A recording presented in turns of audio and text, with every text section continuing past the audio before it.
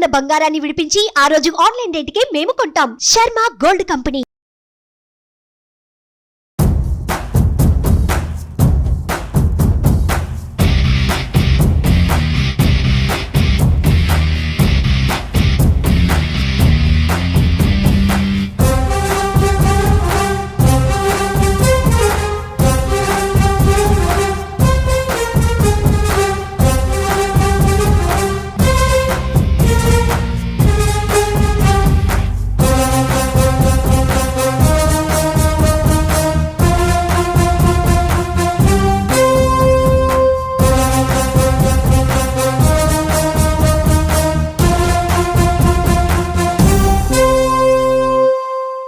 నమస్కారం ప్రియా చౌదరి గారు.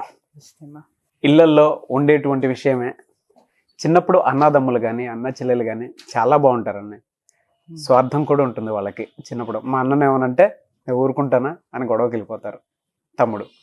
తమ్ముడిని ఏదనంటే అన్న ఊరుకుంటూ వస్తాడు. పోనీ చెల్లిని ఏమనన్నా సరే అన్నయ్య వచ్చేస్తాడు. చెల్లి కూడా అన్న మీద ఒక్క మాట పడినవదు. మా అన్నను అంటావా అని.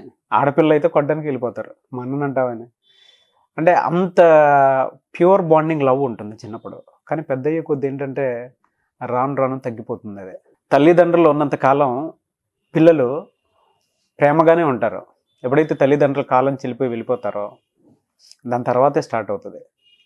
పెద్దవాళ్ళల్లో కొంచెం పెద్ద అయ్యాక అహం కానీ స్వార్థంతో కానీ విడిపోతూ ఉంటారు కదా.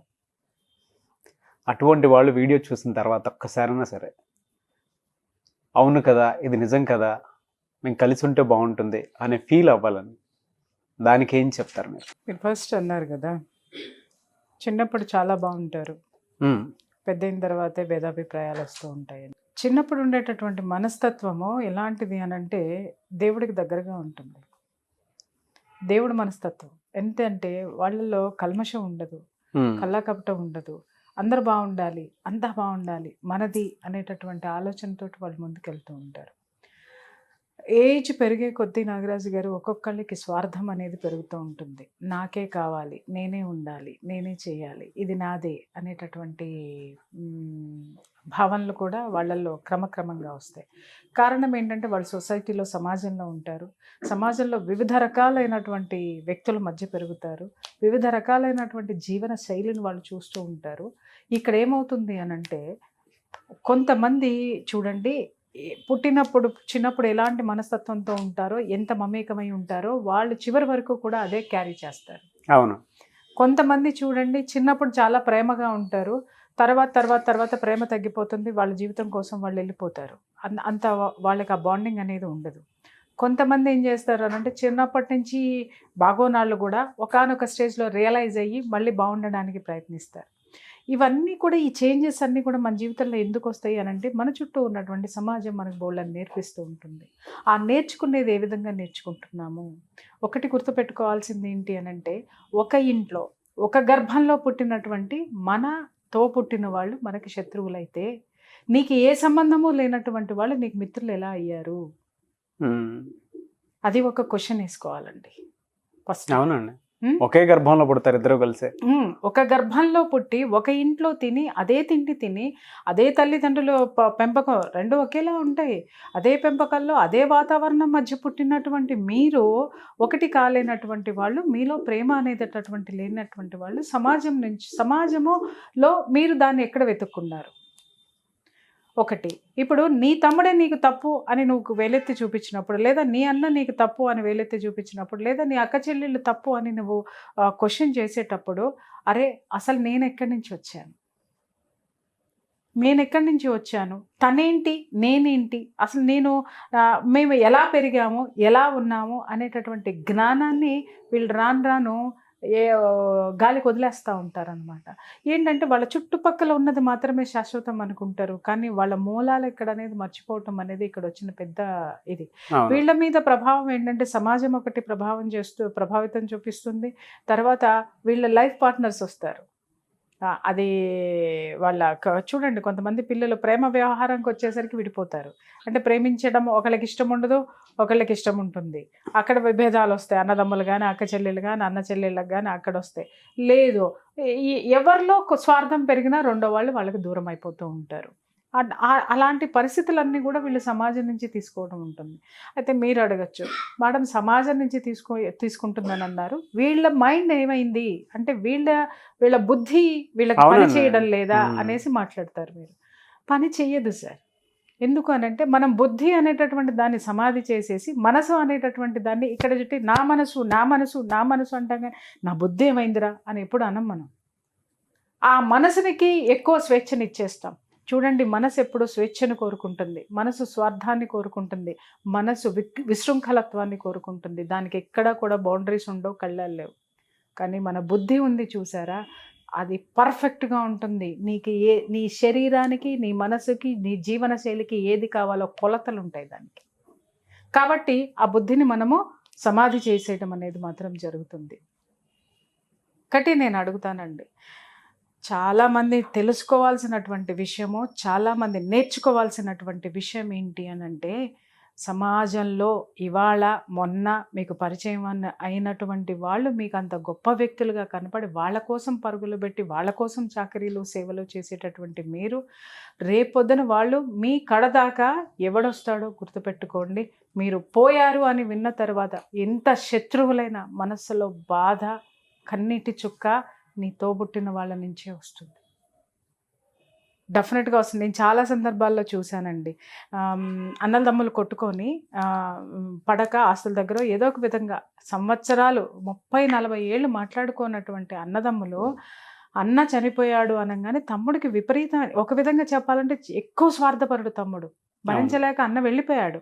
వెళ్ళిపోయిన తర్వాత అన్న పేరెత్తితేనే వాడు అలా వీడిలా అనేటటువంటి మాట్లాడేటటువంటి మనస్తత్వం ఉన్నటువంటి వ్యక్తి అన్న చనిపోయాడు అని అనగానే అసలు ఫస్ట్ పట్టించుకోనట్టుగా యాక్ట్ చేశాడు. బట్ మధ్యాహ్నం అయ్యేసరికి వెక్కి వెక్కి వెక్కి వెక్కి ఏడవడం మొదలుపెట్టాడు. ఇక రాత్రి అయ్యేసరికి వీళ్ళ బంధువులు ఏమంటారు, మేము 40 ఏళ్ళ మట్టి 30 ఏళ్ళ మట్టి మనం ఏం చేసామో పట్టించుకోలేదు, మనం ఏమయ్యామో పట్టించుకోలేదు, నువ్వు ఎట్లా వెళ్తావు, నువ్వేం చేస్తావు, అసలు వాళ్ళకి మనకి సంబంధాలు లేవు కదా అనేసి భార్య బిడ్డలు మాట్లాడారు. మాట్లాడినా సరే ఒంటి మీద బట్టలతోటి వాళ్ళన్న కరెక్ట్గా అతను వెళ్ళేసరికి శ్మశానం దగ్గర ఉన్నాడు. డైరెక్ట్గా శ్మశానం దగ్గరికి వెళ్ళి బోర్ని ఏడ్చినటువంటి సంఘటన నాకు తెలుసండి. అక్కడ అతను ఏడ్చింది ఏంటి అని అంటే, అన్నా నువ్వు ఎక్కడున్నా నువ్వు ఉన్నావనే ఒక భరోసా నాకుండేది, ఆ ఆత్మతోటి నేను చెప్పుకునేవాడిని. ఇప్పుడు ఎవరన్నా నాకు వింటారు, ఇప్పుడు అర్థమైంది నేను ఫిజికల్గా నేను ఎంత మిస్ చేసుకున్నాను అని చెప్పేసి ఆ ఏడుపు నాకు ఇప్పటికీ తలుచుకుంటే కళ్ళల్లో నీళ్ళు వస్తాయి అన్నమాట. నాకు కూడా, నాకు మా నాన్న గుర్తొస్తున్నారు. ఎస్, వాళ్ళిద్దరి మధ్య బాండింగ్ ఆ విధంగా ఉండింది. ఖచ్చితంగా ఉంటుందండి, ఖచ్చితంగా ఉంటుంది. ఆ ఏడ్చిన తర్వాత అప్పుడు మనిషి చనిపోయిన తర్వాత నువ్వు రియలైజ్ అయ్యావు. అదే 30 ఏళ్ల ముందు కనుక నువ్వు రియలైజ్ అయ్యి ఉన్నట్టయితే, మీరిద్దరూ కలిసి ఉన్నట్లయితే, మీ బాధలు, మీ కష్టాలు, మీ యొక్క ఉన్నతి, మీ యొక్క బలము ఎలా ఉండేదో. వీళ్ళిద్దరూ కొట్టుకోవడం వల్ల, వీళ్ళిద్దరూ విడిపోవడం వల్ల ఏమైంది, వీళ్ళకంటూ ఒక చుట్టాల సర్కిల్ ఎలా అంటే వీళ్ళు విడిపోయిన దాన్ని ఎవరికాళ్ళు వాడేసుకున్నారు అనమాట. అంటే ఏంటి, వాడంటే పడనాళ్ళు వీడి దగ్గరకు వచ్చి వాడి మీద చెప్పడము, ఇంకా ఎక్కువ గ్యాప్ పెంచుకుంటూ వెళ్ళిపోయారు. విషయం ఏంటంటే, వీళ్ళు విభేదాలు వచ్చి వీళ్ళు విడిపోయి వీళ్ళ జీవితాలు వీళ్ళు బ్రతుకుతున్నా, వీళ్ళిద్దరిని కలిపి బంధువులు ఎక్కడున్నా సరే వెటకారంగా మాట్లాడుకోవడం అనమాట. వాళ్ళు మాట్లాడుకోరుగా, వాళ్ళు అట్ట కదా, వీళ్ళెట్ట కదా, వీళ్ళు ఇది కదా, వాళ్ళది కదా అని మాట్లాడుకోవటం. ఎప్పుడైనా సరే చూడండి నాగరాజు గారు, సంఘటితంగా ఉంటేనే, మనం కలిసి ఉంటేనే, ఐకమత్యంగా ఉంటేనే మన బలగం పెరుగుతుంది. దాన్ని ఎప్పుడైతే మనం నాశనం చేసుకుని బయటకు వస్తామో, మన ఇంట్లో ఉన్నటువంటి విభేదాలు ఏవైతే ఉన్నాయో, మీరు కూర్చుని పరిష్కరించుకునేవే అవన్నీ కూడా. పరిష్కరించుకోలేని దారిలోకి కనుక మీరు వెళ్ళారు అనంటే, ఇక్కడ మీ ప్లేస్లో ఎన్నో శక్తులు మీ చుట్టూ చుట్టేసి మిమ్మల్ని చివరికి ఒంటరి వాళ్ళని అయితే మాత్రం చేసేస్తాయి. అతను ఏడ్చాడు ఆ రోజు, శ్మశానంలో ఏడ్చాడు. ఎందుకంటే నాకు బాగా గుర్తు అనమాట, ఇది జరిగి ఒక 17-18 years బ్యాక్ ఇష్యూ అనమాట ఇది. అంటే వన్ ఆఫ్ మై జర్నలిస్ట్ అనమాట, ఫ్రెండ్, అదేలేండి. ఇక్కడ ఏంటంటే శ్మశానానికి ఆడవాళ్ళు కూడా వెళ్తారు కదా, అప్పుడే నాకు తెలుసు శ్మశానానికి ఆడవాళ్ళు కూడా వెళ్తారు అనేసి. సో ఆయన సీనియర్, మాకు సీనియరు.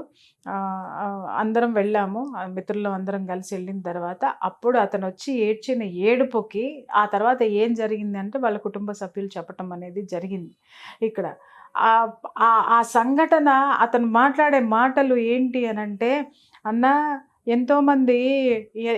ఎంతోమంది మనల్ని విడగొట్టడానికి వచ్చారన్నా, కానీ మనల్ని కలపడానికి మనం ఎందుకు ముందుకు రాలేదన్నాయి, మనం ఎందుకు ముందుకు రాలేదన్నాయి, నువ్వు ఒక హస్తం ఎందుకు ఇవ్వలేదన్నాయి, నేనెందుకు చేయలేదన్నాయి అని చెప్పేసి అని అతను ఆ 30 సంవత్సరాల ఉన్నటువంటి బాధ మొత్తం కూడా వెళ్ళగక్కి ఒక విధంగా ఆయన ఏమైపోతాడో అని చెప్పేసి అని అటు నుంచి అటు మేము హాస్పిటల్కి తీసుకెళ్ళడం అనేది జరిగిందనమాట.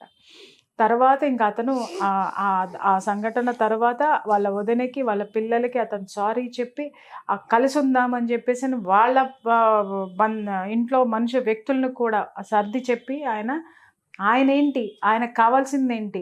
ఇప్పుడు చూడండి సార్, ఒంటరి వాళ్ళం అయిపోతాం మనం. కేవలము నువ్వు నీ పుట్టింటిని వదిలేసి నువ్వు నీ అత్తగారి మాటలు వింటున్నావు, వాళ్ళు కావాలి నీకు, అదే నీ స్థానం అని అనట్లేదు. కానీ నువ్వెక్కడి నుంచి వచ్చావనే మూలాల్ని నువ్వు ఎందుకు చెరిపేసుకుంటున్నావు? ఇక్కడ ఇక్కడ 2 కారణాలు ఉంటాయి సార్. ఇక్కడ వీళ్ళిద్దరిలో స్వార్థపరులు ఉంటారు, భయంకరమైన స్వార్థపరులు ఉంటారు. వాళ్ళ పనులు వాళ్ళు చక్కబెట్టుకోవడం కోసం ఏం చేస్తారంటే రెండో వాళ్ళ మీద విపరీతమైనటువంటి నెగిటివిటీని ప్రచారం చేసేటటువంటి క్యారెక్టర్స్ కూడా కొన్ని ఉంటాయి. వాడు అట్లా చేశాడు, వీళ్ళు సింపతి గెయిన్ చేసుకుంటూ వీళ్ళ అవసరాలని ఇది చేసుకుంటూ వాడికేంటి బాగా సంపాదించుకుంటున్నాడు. అయ్యో నాకు పిల్లలకి ఫీజు కట్టడానికి కూడా లేదు, అయ్యో మా ఆవిడకి మొన్న హాస్పిటల్ తీసుకెళ్దామంటే డబ్బులు కూడా లేవు, మేమేంటి అని వాడు ఎట్లా సంపాదిస్తున్నాడు అనడానికి వీళ్ళు ఒక 4 వేసి చెప్తారు. లేదు, వాడి క్యారెక్టర్ ఏంటి అనేది వీళ్ళు 4 వేసి చెప్తారు. ఎందుకు? వీళ్ళకి ఫీడింగ్ దొరకడం కోసం.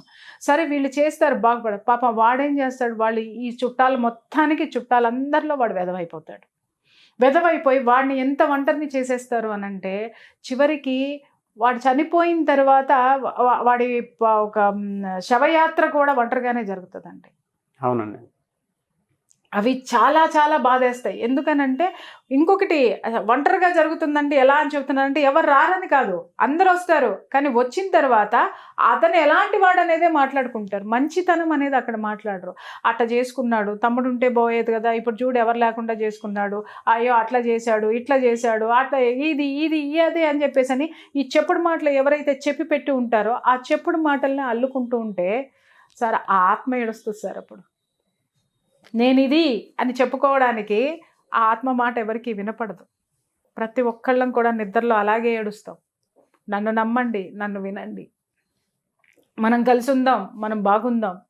ప్రతి ఒక్క ఆత్మ నిద్రలో మేలుకుని ఏడవకపోతే నన్ను అడగండి, ఇది నిత్యం జరిగేటటువంటిది సార్. ఎంతమంది మనకి బలగాలున్న రక్త సంబంధంలో ఉన్నటువంటి బలము అది ఎవ్వరూ పోర్చలేనటువంటిది సార్. ఆ యొక్క నైతికంగా బలం ఉంటుంది, మనకి ఆర్థికంగా కూడా బలం ఉంటుంది. ఒకళ్ళకొకళ్ళు హెల్ప్ చేసుకోవడంలో కూడా చాలా మంది ఉంటారు. చిన్నప్పుడే చాలా సాక్రిఫైస్ చేసి ఉంటారండి అన్నదమ్ములిద్దరు. చిన్నప్పుడే చాలా సాక్రిఫైస్.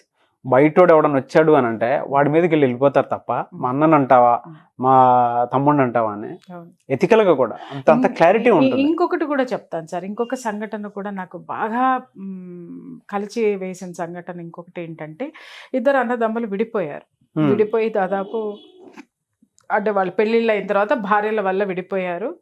భార్యల వల్ల విడిపోయారు అనేది నేను యాక్సెప్ట్ చేయను. భార్యల వల్ల మీరు మిస్కమ్యూనికేషన్ క్రియేట్ చేసుకుని మీ బుద్ధి ఏమైంది, మీ ఇది ఎక్కడికి పోయింది, మీ నాలెడ్జ్ ఎక్కడికి పోయింది, భార్యల మీదకి నెట్టేసి మీరు అసహాయులై విడిపోయారు. విడిపోయిన తర్వాత సార్ ఈ యువతల వ్యక్తి అందులో ఒకానొక పర్సన్ చాలా స్ట్రగుల్స్ ఫేస్ చేశాడు అనమాట. డబ్బుంది, ఎక్కడ ఆరోగ్యం లేదు, డబ్బుంది కానీ ఎక్కడ మనశ్శాంతి అనేది లేదు. ఎక్కడ చూసినా సొసైటీలో ఎక్కడ చూసినా అతనికి వ్యతిరేకత వస్తుంది. ఒక బిడ్డ పెళ్లి చేశాడు, ఆ బిడ్డ పెళ్లి కాస్త చాలా ఉన్నతమైనటువంటి కుటుంబాలకి ఇచ్చి చేశాడు.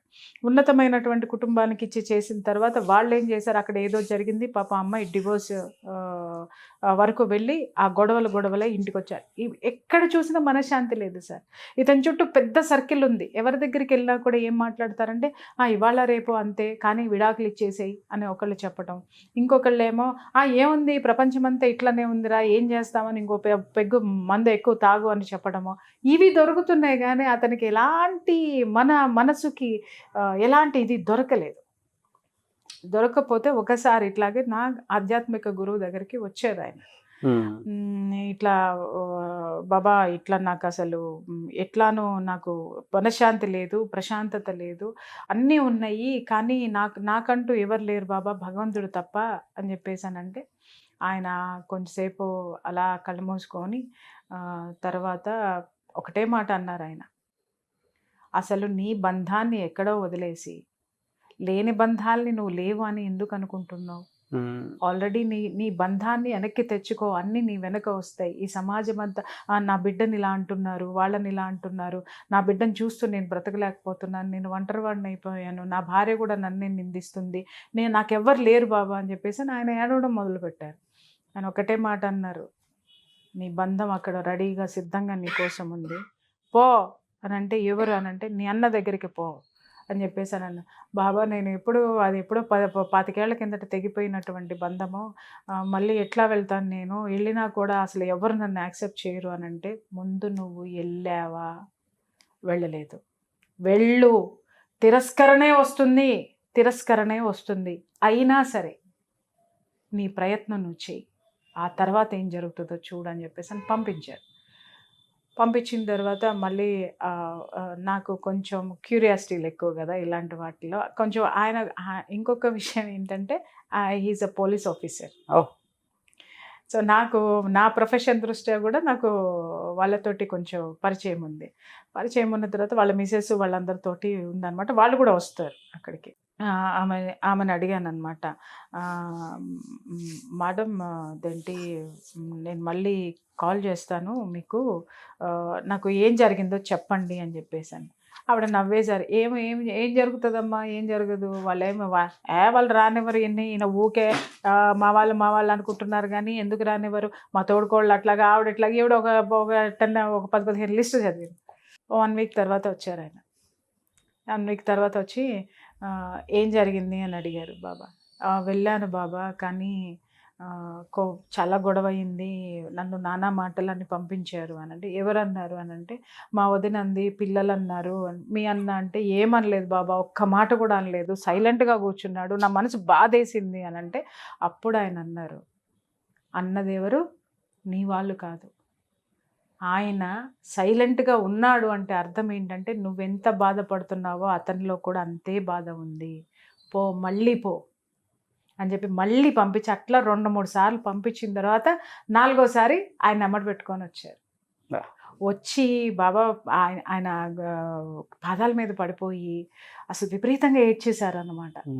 బాబా అసలు నాకు ఇవాళ నేను ఎంతో గొప్ప సంపన్నుని అనిపిస్తుంది, నేను సంపాదించినటువంటి ఉద్యోగము, ఈ సంపాదన, నాకున్న నేము, ఫేము ఈరోజు మా అన్న ముందు దిగదుడుపు.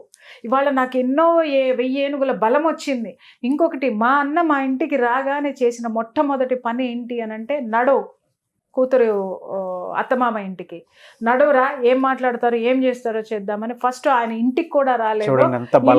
ఆయన చెప్పులు వేసుకొని అటు నుంచి అటే కూతురు యొక్క అత్తమామల దగ్గరికి వెళ్ళి వాళ్ళకి సర్ది చెప్పి వాళ్ళు ఎలా ఉన్నారు ఏంటి అనేది, ఈ పిల్ల తరపున తప్పులున్నా కూడా ఆయన క్షమాపణ చెప్పి, ఇక నుంచి మా పిల్లని ఇట్లా మేము చాలా జాగ్రత్తగా చూసుకుంటామని చెప్పేసి ఆయన సెట్ చేసి ఫస్ట్ కూతురు కాపురాన్ని సెట్ చేసి తర్వాత ఈయన ఇంటికి వచ్చారు. సొంత అస్తిత్వానికి ఉన్నటువంటి బలం అది. ఎగ్జాక్ట్లీ. ఎప్పుడైతే అన్న ఇంటికి వచ్చాడో ఈ వీళ్ళ మీద ఎగదోసే వాళ్ళందరూ ఉన్నారు కదా, ఇక వాళ్ళందరూ మెల్లగా సైడ్ అయిపోవటం మొదలుపెట్టారు. అప్పుడు అతని మొహం చూడాలండి, ఎంత గ్రేస్ఫుల్గా ఉందో, ఎంత అతని యాటిట్యూడ్ ఎంత బలంగా ఉందో తెలుసా. నాది, నాకున్నారు చూడండి, నేను కూడా బలవంతుణ్ణి. మరి ఆయన పాకెట్లో గన్ ఉంది, ఆయన చేతిలో అధికారం ఉంది, మరి ఇన్ని ఉన్నా కూడా ఆయన ఒంటరితనం ఎక్కడ ఉన్నారు అని అంటే కేవలము బంధం. ఏ బంధాన్ని అయితే, రక్త సంబంధాన్ని, ఏ బంధమైనా కానీ నాగరాజ్ గారు, రక్త సంబంధం తీసుకోండి, భార్యాభర్తల బంధం తీసుకోండి, తండ్రి బిడ్డల సంబంధం తీసుకోండి, ఏదైనా కానీ ఆ బంధాన్ని దయచేసి తుంచుకోవద్దు. తుంచుకొని వెళ్ళిపోయారు అనంటే మీ అంత ఒంటరితనము, మీ అంత దురదృష్టవంతులు ప్రపంచంలో లేరు. ఎందుకంటే ఆ షెల్టర్, ఆ షీల్డ్, మిమ్మల్ని కవర్ చేసేటటువంటి ఆ షీల్డ్ని మీరు కోల్పోయారు అనంటే మీరు అనుకోవచ్చు మేము చాలా గొప్పవాళ్ళం అని చెప్పేసి. కానీ ఆ షీల్డ్ ఏదో ఒక రోజు అదే షీల్డ్ నిరంతరం మిమ్మల్ని కాపాడుతుందని మాత్రం గుర్తుపెట్టుకోండి. ఎస్, అదే ప్రొటెక్ట్ జోన్ అండి, అదే లేయర్. ఇందాక ఒక మాట అన్నారు మీరు, బాబా ఎప్పుడైతే నువ్వు అక్కడికి వెళ్ళు అని అంటే 25 ఏళ్ల క్రితమే మేము విడిపోయాము, ఇలా ఇలా జరిగింది, బంధం తెగిపోయింది అన్నప్పుడు ఒక్కసారి బాధేసింది. వీళ్ళిద్దరూ ఒకే కడుపులో నుంచి వచ్చారు, అది ఎలా తెగిపోతుంది తగదు సార్ చెప్తున్నాను. అంటే జనరల్ గా మామూలుగా అతను ఆ ఫీల్ ఉంది చూసారా, ఆ ఫీల్ ఉంది చూసారా, మళ్ళీ కలిసినప్పుడు ఇది క్రియేషన్ అంటే ఆ రిలేషన్ చూడండి ఎంత బలంగా ఉందో. అప్పుడు అలా ఫీల్ అయ్యాడు సార్. ఇప్పుడు బిడ్డ ఒడిలో ఉన్న బిడ్డ కనపడకపోతే తల్లి ఎట్లా తటపటాయిస్తుందో, మన సోల్ కూడా బంధం తెగిపోతే అంతే తటపటాయిస్తుంది, అంతే ఎతుకుతుంది సార్. అగైన్ మన ఫేస్ లో ఎందుకు గ్లో వస్తుంది, మనం ఎందుకు అంత బలం పుంజుకుని ఎందుకు ఉంటామంటే మన సోల్ దానికి కనెక్ట్ అయినటువంటి ఆ సోల్ ఏదైతే ఉందో దాన్ని తీసుకొచ్చి పెట్టిన తర్వాత అది స్థిమితంగా, అది చాలా పీస్ఫుల్గా ఉంటుంది. కాబట్టి నువ్వు స్ట్రెంగ్తన్ అవుతావు. అది మర్చిపోవద్దు ఎప్పుడు కూడా. మనం దాంతో తెగిపోయింది, దీంతో తెగిపోయింది, వీడేంటో వాడేంటో. దయచేసి అమ్మా నేను చెప్తున్నాను కదా, ఇవాళ కుటుంబాలు విడిపోతున్నాయి. ఎవరికి వాళ్ళు ఒకే ఇంట్లో విడివిడి కాపురాలు, విడివిడి గదుల్లో జరుగుతున్నాయి. వాళ్ళ ఉన్నటువంటి ఈ నెగిటివ్ ప్రపంచంలో మనకి కూడా మంచిది కాదు. ఇవాళ నేను చెప్తున్నాను నాగరాజు గారు, మనుషులు ఎందుకు విపరీతంగా తయారవుతున్నారనంటే కుటుంబంలో ఐకమత్యం లేకపోవడం, మనుషుల మధ్య బంధుత్వాలు లేకపోవడం. ఏమనుకుంటున్నారు అనంటే నాకు డబ్బు ఉంది అనంటే నేను ఏదైనా ఒక మంచి చీర నేను సెలెక్ట్ చేసుకున్నానంటే ఖరీదైన చీర నేనే కట్టుకోవాలి, ఎదుటి వాళ్ళు కట్టుకుంటే నాకు నచ్చదు. ఈ శరీరమే ఏదో ఒక రోజు మనం వదిలేసి వెళ్ళిపోవాలి. చీర విషయంలో నువ్వు ఈర్ష్యని, అసూయని, ద్వేషాన్ని, నా బిడ్డ మాత్రమే అమెరికా పోవాలి, ఇంకెవరు పోవటానికి వీల్లేదు అని నువ్వు మాట్లాడుకున్నావు అనంటే నీ బిడ్డను అక్కడ కాపాడటానికి 10 మందిని ఇక్కడి నుంచి నువ్వు పంపించు, నీ బిడ్డకి ప్రొటెక్షన్ ఉంటుంది. అంతే కదా. నువ్వు అక్కడికి వెళ్ళి ఇట్లా ఏ విధంగా నేనే అనుకుంటే పక్కింటోడి పిల్ల డాక్టర్ అయింది అని అంటే నీకు ఇక్కడ ఎక్కడ లేని ఈర్ష్య, ద్వేష, అసూయ వచ్చేస్తాయి. అది డాక్టర్ అవ్వకపోతే రేపొద్దు నీకు ఎవరు వైద్యం చేస్తారు? పక్కింటోడు మిలిటరీ ఆఫీసర్ అవ్వకపోతే దేశాన్ని ఎవడు కాపాడుతాడు? నీ ఇంట్లో ఉన్నటువంటి నీ అన్న కూతురో, నీ తమ్ముడు కూతురో, నీ చెల్లెలు కూతురో గొప్పది అవ్వకపోయి ఉంటున్నట్టయితే నా కుటుంబం పలానా అని నువ్వు గర్వంగా ఎక్కడెత్తి చూపించుకుంటావు? ఎవ్వరూ ఉండొద్దు, నువ్వు మాత్రమే ఉండాలి అనుకుంటే నీకు చరిత్ర ఎక్కడ ఉంటుంది చెప్పుకోవడానికి? నువ్వు మాత్రమే గొప్పదాని అనంటే ప్రపంచం తీసుకోదు. నీ యొక్క కుటుంబం ఎంత గొప్పది, సమాజం ఎంత గొప్ప, సమాజంలో నీ కుటుంబానికి ఉన్నటువంటి ప్రయారిటీ ఏంటి, ప్రతి ఒక్క కుటుంబం తెలుసుకొని తీరండి. ఇది దయచేసి ఇప్పటికైనా సరే నేను చెప్తున్నాను కదా, ఎవరైనా సరే ఇలాంటి అభిప్రాయ భేదాలతో ఉన్న వాళ్ళు, మీకు అభిప్రాయాలు ఉంటే అభిప్రాయ భేదాలు ఎప్పుడు తొలగించుకుందామనే అవకాశం కోసం చూడండి తప్ప ఇటుపక్క అటుపక్క ఈ ముళ్ళు వేసేటటువంటి వాళ్ళు, రాళ్ళు వేసేటటువంటి వాళ్ళు, ఈ దుర్మార్గమైనటువంటి ఆలోచనలు ఉన్న వాళ్ళు ఎవరైతే ఉన్నారో ముందు ఫస్ట్ వాళ్ళని తీసి పక్కన పెట్టండి. అంటిల్ అన్లెస్ మీరు జీవితాంతం మనశ్శాంతి లేకుండా గడిపేస్తారు. డెఫినెట్గా అండి. బట్ నా కోరిక మహాభారతంలో, మహాభారత కథే సార్ మనకి కుటుంబం అంటే ఎంత గొప్పది అనడానికి. మహాభారతంలో ధర్మరాజు ఒక మాట చెప్తాడు, ఏమని అనంటే మేము పాండవులు 5, కౌరవులు 100 మంది, మేము 5, వాళ్ళు 100 మంది, కానీ మేము కొట్టుకుంటాం, కానీ మా మీదకి ఎవడైనా వస్తే మేము 105 అని చెప్తాడు. 105 అని చెప్తాడు. అలా ఉండండి.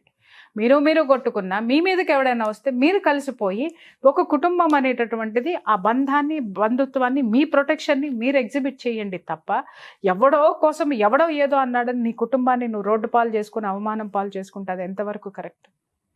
Yes. నువ్వు నీ చిన్నతనం నుంచి నీ అక్కతోటో నీ చెల్లితోటో నీ అన్నతోటో నీ తమ్ముడితోటో నువ్వు ఉన్నప్పుడు వాళ్ళ మనస్తత్వం ఏంటో నీకు తెలియదా? రైట్, వాళ్ళు నీకంటే ఒక దూకుడుగా ఎక్కువ ఉన్నారు, లేకపోతే వాడికి ఒక స్వార్థమైనటువంటి మనస్తత్వం ఉంది. ఎలా కరెక్ట్ పెట్టుకుంటూ రావాలా అనేది ఆలోచించడం మొదలు పెట్టండి తప్ప వాడంతే వాడంతే వాడంతే వాడంతే అనుకుంటా ఉంటే నువ్వు ఇంతే. నీ తమ్ముడు గురించి నువ్వు చెత్త మాట్లాడావనంటే నువ్వు కాదా సమాజంలో ఇదయ్యేది? అవును. ఎవరు? నిన్ను నువ్వు బలహీనపరుచుకుంటున్నావు. ఇంకా చెప్పాలంటే ఇందాక నేను చెప్పిన కేసులో, పోలీస్ ఆఫీసర్ కేసులో, ఈయన పోలీస్ ఆఫీసరు, ఆయన వ్యవసాయం చేస్తాడండి. ఆయన వ్యవసాయం చేస్తాడు. చూడండి, ఆ ఒక్క కలయిక ఆయన ఆ సమర్థతని చక్కగా తీసుకెళ్ళి ఆ పిల్ల కుటుంబంలో పెద్దరికం వహించి ఆ కుటుంబాన్ని నిలబెట్టాడు. ఇంకొకటి కూడా ఏంటంటే, అప్పటి వరకు కూడా వీళ్ళ కుటుంబం అంటే నిజంగా వీళ్ళు ఎన్నిసార్లు ఆ పిల్లని కలపడానికి తీసుకెళ్ళా, నువ్వు మీ అన్నతో సఖ్యతగా ఉన్నావా, నువ్వు మమ్మల్ని మాట్లాడుతున్నావు, నువ్వు నీ కుటుంబంతో సఖ్యతగా ఉన్నావా, మమ్మల్ని మాట్లాడుతున్నావు, నీ భార్య నీ కుటుంబాన్ని విడదీసి వచ్చింది కదా, నీ కూతురు కూడా అదే చేస్తుంది కదా, ఇలాంటివన్నీ మాట్లాడేవాళ్ళ అమ్మాయిని. ఎప్పుడైతే ఆ పెద్ద ఆయన వచ్చి ఇక్కడ కూర్చున్నాడో ఒక్కళ్ళ నోరు కూడా పెగల్లేదు సార్. అన్ని లాభాలు ఉంటాయి, అన్ని మనశ్శాంతి ఇచ్చేటటువంటి అంశాలు ఉంటాయి సార్ దాంట్లో. ఫస్ట్ కుటుంబం అండి, తర్వాత దునియా. అంతే.